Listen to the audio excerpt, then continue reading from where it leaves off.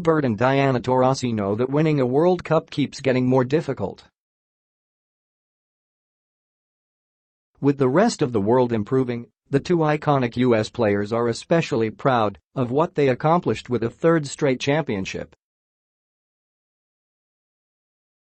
"The World Championship, now the World Cup, is always the hardest one to win," said Taurasi. "It's a grind, it's physically tough and mentally tough. When you talk about playing 3 games in 3 nights, you just don't do that anymore as a pro. This is the only tournament that challenges you in that way. The Olympics, where the Americans have won 6 straight gold medals, are somewhat easier with days off between medal round games. Listen, 3 games in a row. I'm lucky if I play back-to-backs in the WNBA," Bird said. "It's a question mark. 3 games in a row? And the other thing about these games is, they are very intense. Teams are picking up full court. They are pressuring you for 40 minutes. For these other countries, they've been champing at the bit, waiting for these games. We've just come off seasons. While the US still hasn't lost since earning the bronze in the 2006 World Cup, the games are getting more competitive. The US trailed at some point for every game in the tournament until the title game against Australia, which it won 73-56 on Sunday.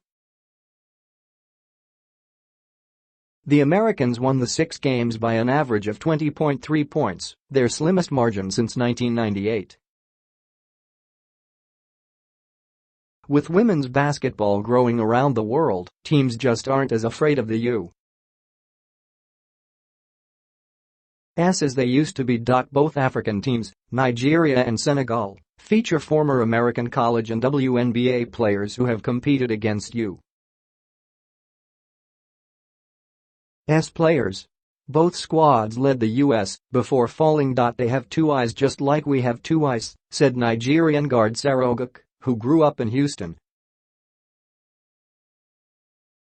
They don't have 6 heads. Still, the Americans have the best players, and even if Bird and Taurasi don't return in 2022, when they both will be in their early 40s, the U.S. has a solid nucleus with World Cup MVP Breanna Stewart, A'ja Wilson, Elena Del Don and Brittany Griner. The Americans are 101 in major international competitions since the 1996 Olympics.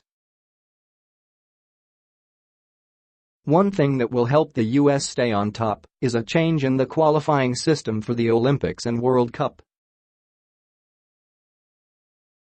There will be qualifying tournaments starting in November 2019 and then in February 2020. The Americans already have secured a berth in the 2020 Tokyo Olympics. These new tournaments will give the U.S. an opportunity to train more and play in meaningful tournaments during those months instead of working out at camp for a few days with many players missing. It's a chance for us to get together and get some of our younger players an opportunity to compete in international competitions, USA Basketball CEO Jim Tooley said.